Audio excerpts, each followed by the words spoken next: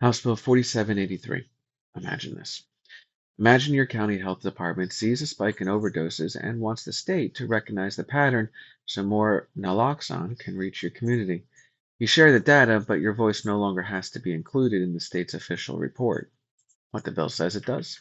House Bill 4783 requires the Texas Health and Human Service Commission to write a report every 2 years showing how opioid antidote drugs like naloxone are distributed, where they're most needed, and how to improve access for at-risk Texans. What it actually does? It takes counties and cities out of the decision-making loop.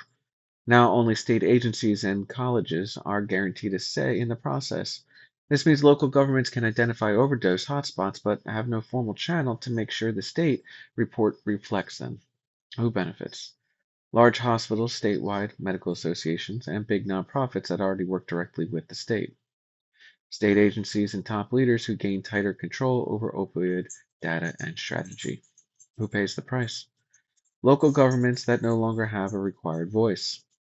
Small rural counties and community organizations that see the impact of overdoses firsthand but can now be overlooked. Why it matters. If the state defines the crisis from the top down, entire communities could be left out of the response. When local input disappears, so does accountability. The people closest to the problem lose the power to shape the solution. Questions to ask your lawmakers. Why were counties and cities removed from the consultation process when they are the first to see overdose trends? How will the state make sure rural and underserved communities are not left out of the statewide strategy? And would you support making these reports public so local officials and families can see whether their area is being heard? Bottom line, House Bill 4783 centralizes control of Texas's opioid strategy in Austin and cuts local governments out of the fight to save their own communities.